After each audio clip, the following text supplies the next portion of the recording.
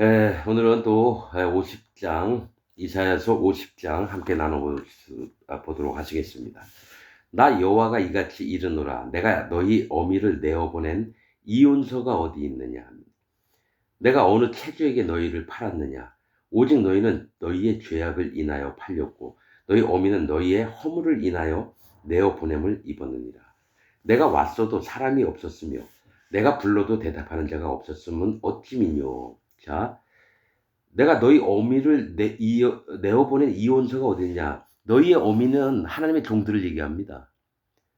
자, 어미는 하나님의 종들을 얘기하고요. 아비는 하나님을 얘기했습니다. 하나님이 선택한 종들을 너희에게 보냈어요. 너희를 양육하라 하고 너희를 가르치며 또 건강한 몸과 또 건강한 마음을 갖게 하려고 내 어미를 보냈는데 보낸 이혼서가 어디 있느냐? 내가 너희 어느 체주에게 너희를 팔았느냐? 채권자에게 그 종으로 내가 너희를 판 적이 있느냐? 이스라엘 백성들에게. 오직 너희는 너희 죄악을 인하여 팔렸고 너희가 스스로 죄악을 함부로 받아들였기 때문에 너희가 스스로 팔린 거다. 또 너희 어미는 너희 허물을 인하여 내어보냄을 입었느니라. 이 얘기는 뭐냐면 너희 허물 때문에 아무리 가르쳐도 하나님의 종이 쓸데가 없으니까 너희가 어미를 내어보낸 게 아니냐. 어미를 너희 마음속에서 잘라버린 게 아니냐. 그 얘기를 하시는 겁니다. 내가 왔어도 사람이 없었으며 내가 불러도 대답하는 자가 없습니다. 거룩하신 하나님이 온 우주의 천지 창조를 하신 하나님께서 와도 불렀는데도 아무도 대답하는 자가 없다라는 거예요. 너희가 내 마음에 화답한 자가 한 명도 없었다라는 거예요. 어찌면요, 내 손이 어찌 짧아 구속하지 못하겠느냐? 내게 어찌 건질 능력이 없겠느냐? 나한테는 힘은 있는데 너희가 마음으로 나를 안 받았는데 내가 너희를 고치고 싶어도 고칠 수 없는 게 너희의 죄악과 너희의 죄악이 나와 너희 사이를 갈라내었느니라. 즉 담을 쌓았다라는 겁니다. 그래서 예수님이 오셔서 하신 게 막힌 담을 허신 게 예수 그리스도 하나님입니다. 그러니까 모든 것이 그 너희의 죄악 때문이지 내가 뭘 잘못해서 너희가 잘못된 게 아니라 너희가 스스로 그것을 원했기 때문에 너희 스스로 나와 분리가 되고 너에게 보낸 하나님의 종들을 전부 다 너희가 없이 하지 않았느냐. 내어보내지 않았느냐. 내 손이 짧아 어찌 구속하지 못하겠느냐. 내게 어찌 건질 능력이 없겠느냐. 보라, 내가 꾸짖은 즉 바다가 마르며. 이제 하나님이 하셨던 일들 한번 생각해봐. 꾸짖으니까 바다가 말랐다라는 거예요. 그렇게 큰 힘과 위대한 힘들이 있음에도 불구하고 내가 너희를 어떻게 못하는 이유를 너희가 지금 스스로 마음을 깨달으라고 하는 거예요. 내가 꾸짖은 즉 바다가 마르며 하수가 광야가 될 것이며 거기 물이 없어 졌으므로 어족이 갈아요 죽어 악취를 바라게 하느니라. 자, 사실 그 영적으로 얘기하면요. 내가 명령하면 바다가 마르며 하수가 광야가 되며 물이 없어졌으므로 어족이 갈아요. 이 물이 없어지는 건 심판에 너희가 마음이 낮아진 마음이 없어지는 걸 얘기를 해요. 물이 없다라는 거는 뭡니까? 하나님의 심판을 두려움이 없어졌다라는 얘기예요. 그러니까 지들 멋대로 살겠다는 거죠. 없어졌으면 어족이 갈아요. 물고기들이 물이 없으면 죽잖아요. 완전히 가뭄이 돼서 물이 없으니까 고기들이 죽어서 악취를 바라게 시체가 썩는 걸 얘기를 하는 겁니다, 여러분. 내가 흑암으로 하늘을 입히며 굵은 배로 덮느니라. 어두움으로 하늘을 입히며 하늘이 깜깜해지면 어떡합니까? 암흑 세상이 되는 거예요. 굵은 배로 덮느니라. 굵은 배는 뭡니까? 회개할 때 쓰는 재료예요. 즉 너희가 회개하기를 깜깜한 중에 회개하기를 진짜 바라신다라는 겁니다. 4절 주 여호와께서 학자의 혀를 내게 주사 나로 곤핍한 자를 말로 어떻게 도와줄 줄 알게 하시고 아침마다 깨우시되 나의 귀를 깨우치사 학자같이 알아듣게 하시도다. 주 여호와께서 나의 귀를 열으셨으므로 내가 거역지도 아니하며 뒤로 물러가지도 아니하며 나를 때리는 자들에게 내 등을 맡기며 나의 수염을 뻗는 자들에게 나의 뺨을 맡기며 수요가 침뱉음을 피하려고 내 얼굴을 가리우지 아니하였느니라. 주 여호와께서 나를 도우심으로 내가 부끄러워 아니하고 내 얼굴을 부싯돌같이 굳게 하였은즉 내가 수치를 당치 아니할 줄 아노라. 이 말씀이 뭐냐면 주 여호와께서 학자의 혀를 내게 주사 나로 곰핍한 자로. 이거 뭡니까? 학자의 혀는 똑똑한 말로, 똑똑하다 그래야 지혜로운 말들을 베푸는 게 학자의 혀입니다. 그래서 곰핍한 자를 말로 어떻게 도와줄 줄 알고 하나님의 말씀을 그들에게 전해줘서 그들이 정말 죽을 수밖에 없는 자들인데 살아나게 하시는 것을 얘기를 합니다. 아침마다 깨우치시되 나의 귀를 깨우치사 학자같이 알아듣게 하시도다. 그러니까 배운 거 그대로 알아듣는 거예요. 하나님의 마음을 전하는데 하나님 마음을 그대로 마음에 수입을 해서 하나님이 원하신 뜻들을 알게 하신다는 거예요. 주 여호와께서 나의 귀를 열으셨으므로. 하나님이 어떤 사람에게는 귀를 닫으시고 어떤 사람은 눈을 안 보이게 하신다 그랬죠. 자기 지혜와 꾀를 의지하는 자에게는 하나님의 지혜와 총명들을 허락지 않으십니다. 그래서 눈을 어둡게 하고 귀가 안 들리게끔 하나님 만드신다고 분명히 약속을 하셨어요. 그렇듯이 하나님이 그 눈을 열게 하시면 여는 거고 귀를 열게 하시면 여는 겁니다. 그래서 나의 귀를 열으셨으므로 내가 거역지도 아니하며 뒤로 물러가지도 아니하며 나를 때리는 자에게 내 등을 맡기며. 자, 나를 때리는 자에게 등을 맡긴다는 건 하나님이 나를 어떻게 하든지 난 상관 안 한다는 겁니다. 왜냐? 내가 교육을 받아야 되잖아요. 학자의 혀를 갖고 있는 자에게 교육을 받아야 돼요. 이게 사실 중요한 얘기입니다. 하다 보면요, 학자의 혀에 말씀이 나오면, 나는 그렇게 생각 안 한다고. 꼭 그래야만 되느냐고. 그 이론은 안 맞다고. 이렇게 주장하는 게 지금 현 기독교의 99.99%예요. 진짜 하나님의 사람들은 그가 때릴지라도 내 등을 맡겨요. 자기를 완전히 꺾어버린다는 거, 부숴버린다는 거예요. 오직 학자의 혀, 즉 하나님의 지혜와 총명을 주는 자, 하나님의 종의 음성에서 자기를 절대로 맡깁니다. 그리고 내 등을 맡기며 나의 수염을 뽑는 자들에게 나의 뺨을 맡기며. 자, 내 수염을 뽑는다는 건 뭡니까? 나의 존귀함, 거룩함, 수염은 뭡니까? 옛날 그 신하들이 어떻게 보면 수염이 다 자라 있잖아요. 그래서 뭡니까? 함부로 대할 수가 없어요. 근데 그 수염을 막 뽑아버려요, 내 수염을. 그럼 나를 몸에 멸시한다는 얘기거든요. 그래도 그에게 맡긴다는 거예요. 수염을 뽑고 오히려 뺨까지 맡겨요. 그러니까 나는 아무것도 아니라는 걸 마음속에 인정을 해야 되는 거예요. 내가 지위가 어땠든 내 직분이 어땠든 이런 게 아니라 하나님의 학자의 혀는 뭡니까? 나를 가르치시는 지혜와 총명과 하나님의 마음을 알게 하는 그 혀 때문에 내 전부를 맡긴다는 겁니다. 내 등을 맡기고 내 수염을 맡기죠. 뺨까지 맡게. 뺨을 맡기며 수욕과 침뱉음을 피하려고 내 얼굴을 가리지 않았다. 이건 부끄러운 일이야. 이렇게 하면 내가 망가지는 거잖아. 이런 판단 없이 무조건 하나님이 종이 말씀하시면 하나님의 음성으로 듣고 자기 전부를 맡기는 걸 얘기해요. 내 얼굴에 침을 뱉는 건 저주를 받게 하는 거거든요. 피하려고 내 얼굴을 가리우지 않는, 나 그대로 받겠습니다. 하나님이 축복하시면 축복받는 거고 하나님 저주하시면 하나님 저주를 받는 겁니다라고 전부 다 맡기는 걸 지금 표현을 하시는 겁니다. 주 여호와께서 나를 도우심으로. 근데 이게 나를 도우신다라는 거예요. 내가 전부를 허물었을 때 에레미야서 1장 뭡니까? 어떤 집을 세우려면 파괴하고 부수고 때려 부셔야 돼요. 하나님의 사람을 만들려면 그 속에 있는 마음에 있는 전부를 깨트려 버려야 돼요. 그 다음에 하나님이 세우시며 보수하시며. 에레미야 1장 1절에 있는 겁니다. 그게 처음 시작이에요.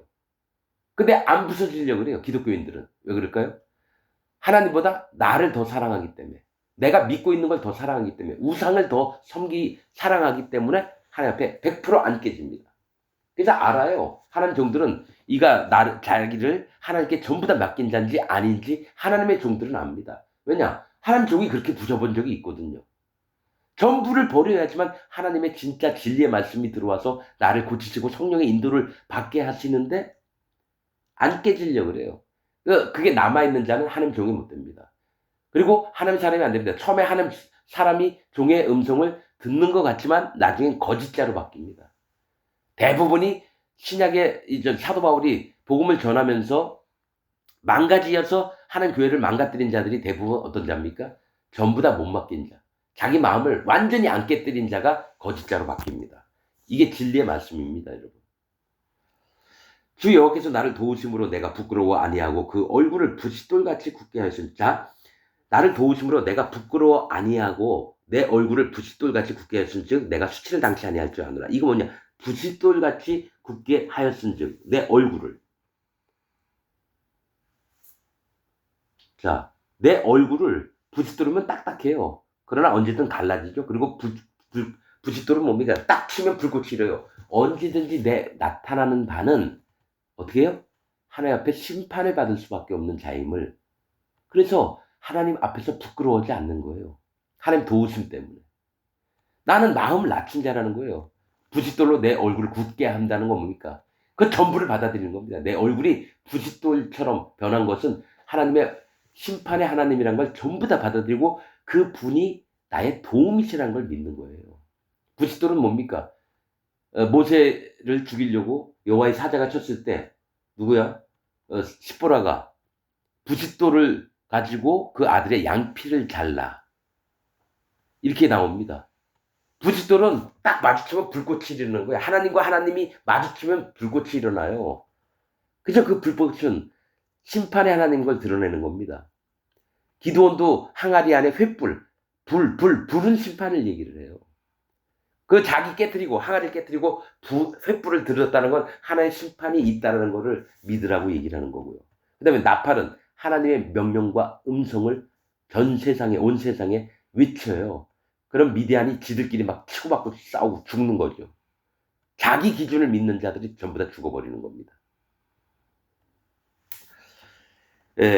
나를 의롭게 하시는 이가 가까이 계시니 나와 다툴 자가 누구뇨? 나와 함께 설지어다. 나의 대적이 누구뇨? 내게 가까이 나오자. 그러니까 하나님을 의지하는 자가 어떻게 합니까? 자기 마음에 예수 그리스도 하나님을 품고 여호와 하나님 마음을 품고 하나님과 같이 뭐 합니까? 심판자의 자리에 있으면서 분별을 하기 시작합니다. 함부로 하는 게 아니에요. 오직 여호와 하나님이 함께 계셔야지만 이게 되는 겁니다. 아무도 두려워하지 않아요.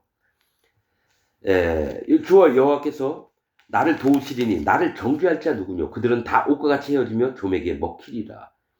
하나님이 나와 함께 계신데 누가 나를 해하며 좀과 같이 여기겠냐는 거예요.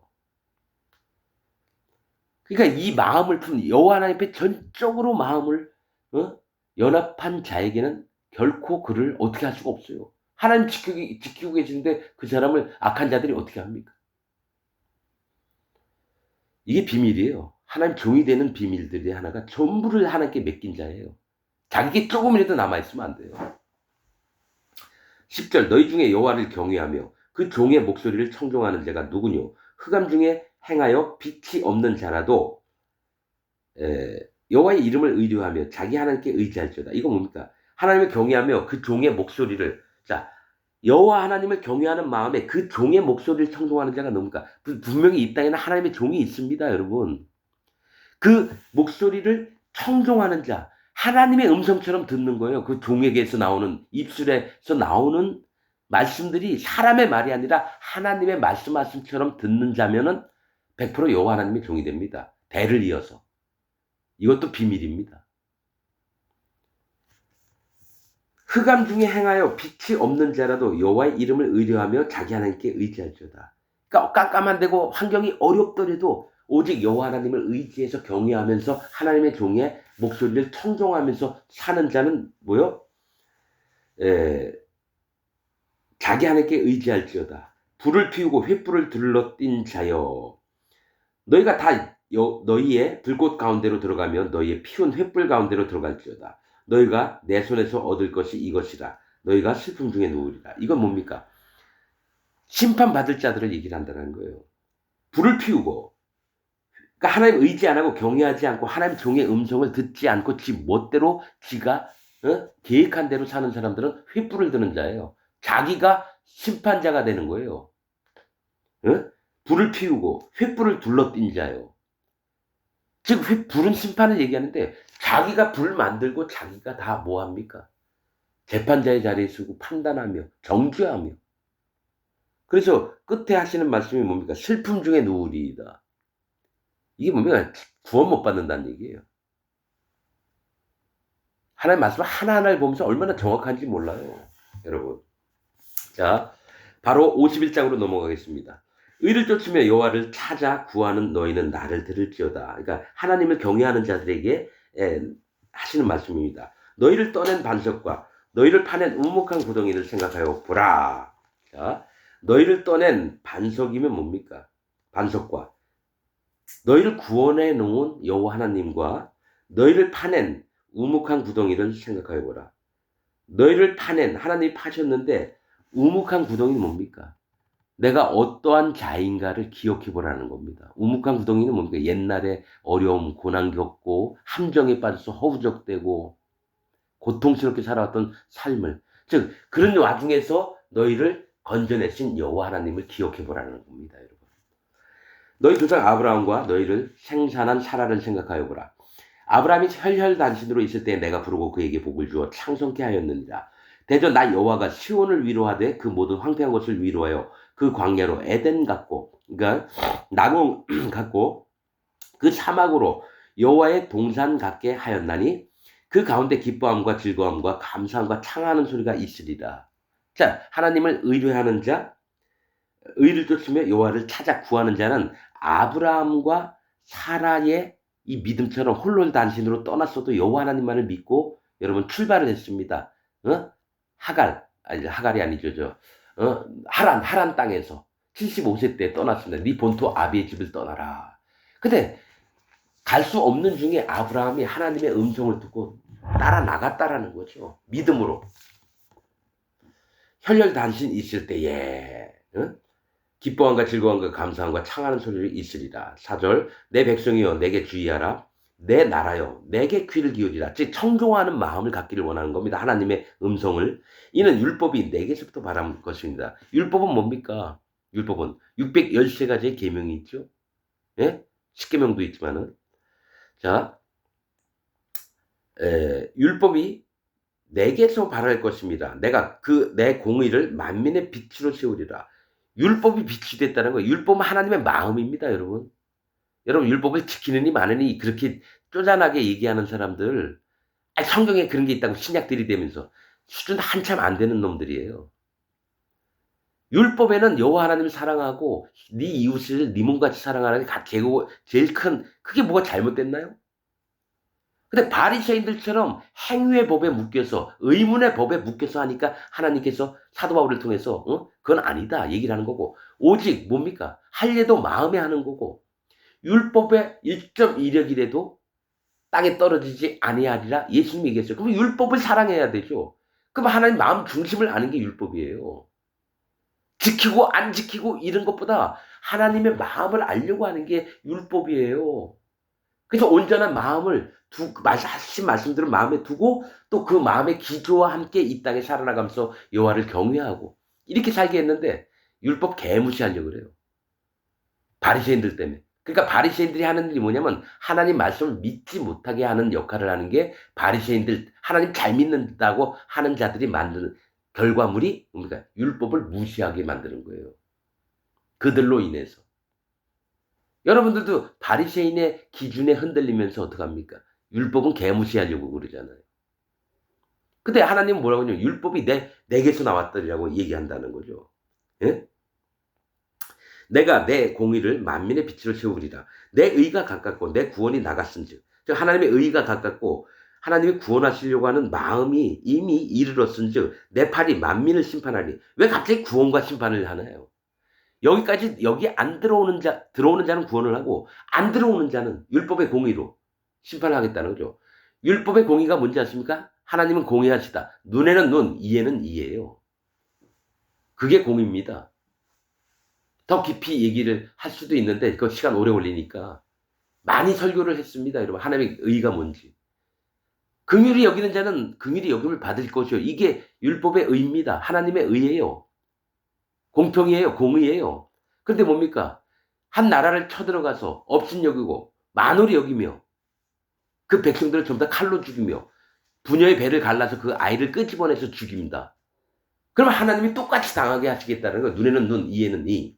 근데 여러분 옆에 있는 사람들 업신여기고 경멸하며 조소하고 수도 없이 그런 일 많이 하면서 나는 구원받은 하나님 백성이다라고 우기는 게 현재 기독교인들의 모습이라는 거예요. 난 최소 겉으로는 안 그랬어.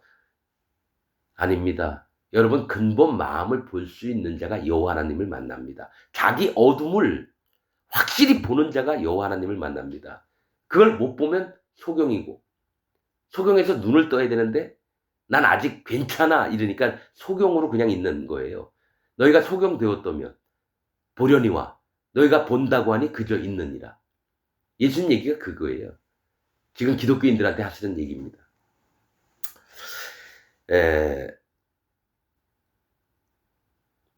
섬들이 나를 앙망하여 내 팔에 의지하리라. 6절 너희는 하늘로 눈을 들며 그 아래의 땅을 살피라.